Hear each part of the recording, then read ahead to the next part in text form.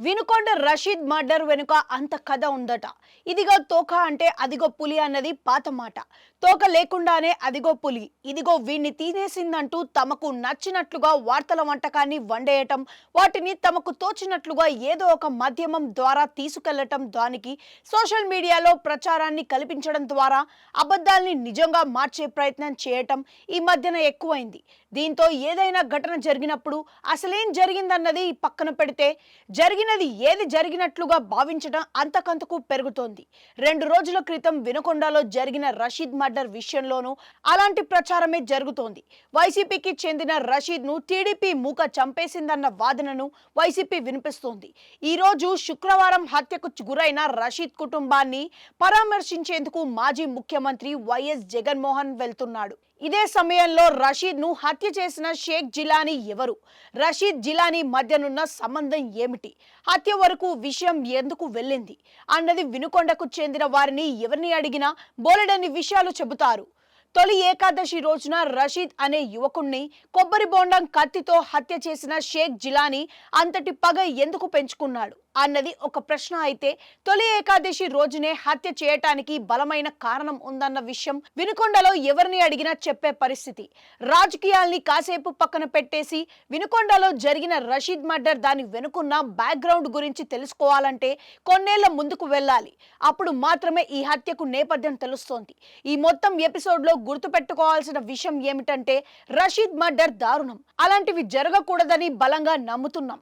కాకుంటే ఏదైనా దారుణం జరిగినప్పుడు దాని వెనుకున్న విషయంలోనూ వెళ్లకుండా పై విషయాలు, ప్రచారంలోకి వచ్చిన వివరాల్ని మాత్రమే చూస్తే అసలు నిజాల కంటే అబద్ధాలే ఎక్కువ కనిపిస్తాయి. హత్యకు గురైన రషీద్, హత్యకు పాల్పడిన షేక్ జిలానీలు ఇద్దరు ఒకప్పుడు స్నేహితులే. ఈ ఇద్దరు యువకుల మధ్య చంపుకునే శత్రుత్వం ఎందుకు వచ్చిందన్నది ఆసక్తికరం. ఈ ఇద్దరు యువకులు వైసీపీలో క్రియాశీలంగా పనిచేసే వారే. వైసీపీ నేత, మాజీ ఎమ్మెల్యే బొల్లా బ్రాహ్మణ నాయుడు అండదండలతో వినుకొండలో హడావిడి చేసిన పిఎస్ ఖాన్ గ్యాంగ్ లో రషీద్, జిలానీలు మెంబర్లు అయితే మొదట్లో అంతా బాగానే ఉన్న కార్యక్రమంలో ఈ ఇద్దరు స్నేహితుల మధ్య ఆధిపత్య పోరు మొదలైంది. దీంతో వీరి దారులు వేరయ్యాయి. అక్కడి నుంచి నేను గొప్ప అంటే నేను గొప్ప అన్నది షురూ అయింది. అది కాస్త వారిద్దరి మధ్య స్నేహాన్ని చిదిమేసి చంపుకునే వరకు వెళ్ళింది.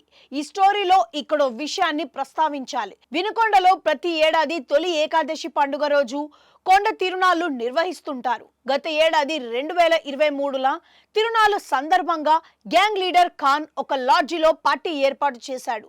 ఈ పార్టీలో గొడవ జరిగింది. ఆ రోజు జిలానీ బీర్ బాటిల్తో దాడి చేయడంతో ఒక కుర్రాడు గాయపడ్డాడు. ఈ ఉదంతంతో గ్యాంగ్ లీడర్ ఖాన్ గాయపడిన కుర్రాడికి చెందిన రషీద్ కు మద్దతుగా నిలిచాడు. ఇదిలా ఉంటే బీర్ బాటిల్తో దాడికి పాల్పడిన జిలానీ ఇంటిపై జూలైలో రషీద్ తో పాటు ఖాన్ గ్యాంగ్ లోని కొందరు జిలానీ ఇంటిపై దాడికి పాల్పడ్డారు. ఇంట్లోని వస్తువులన్నీ ధ్వంసం చేశారు.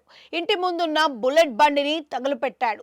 దాడి వేళలో జిలానీ ఇంట్లో లేడు. అతడి అన్న జిమ్జో అని ఉండడంతో అతన్ని కొట్టారు. దీనిపై అప్పట్లో పోలీసులకు కంప్లైంట్ అందిన అప్పటి ఎమ్మెల్యే బొల్లా బ్రాహ్మణ నాయుడు జోక్యంతో ఎలాంటి చర్చలు తీసుకోలేదు. ఇదంతా ఒక ఎత్తు అయితే, తన ఇంటిపై జరిగిన దాడిపై కేసులు కట్టాలని జిలానీ ప్రయత్నించాడు. కానీ కుదరలేదు సరికదా, జిలానీ మీదే హత్యాయత్నం కేసు పెట్టి జైలుకు పంపారు. జిలానీ, అతడి సోదరుడి మీద మరిన్ని కేసులు పెట్టి వేధింపులకు గురి చేశారు.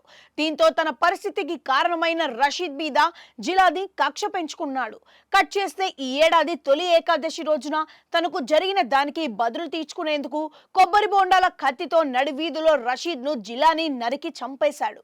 ఈ దారుణ హత్య వెనుక స్టోరీ ఇంత ఉంది. ఏడాదికి పైగా నేపథ్యం ఉంది. వినుకొండలో జరిగిన రషీద్ హత్య ఎపిసోడ్ మొత్తం వ్యక్తిగత కక్షలతోనే అయినప్పటికీ దానికి రాజకీయ రంగును పులిమి నానా హడావిడి చేయనున్నారు. రషీద్ మర్డర్ పూర్తిగా వ్యక్తిగత కక్షలే కారణమన్న విషయాన్ని గుంటూరు ఐజీ సర్వశ్రేష్ఠి త్రిపాఠి, పల్నాడు ఎస్పీ కె శ్రీనివాసరావులు చెబుతున్నారు. అయినప్పటికీ ఇది రాజకీయ హత్యగా ప్రచారం చేస్తుండటం గమనార్హం.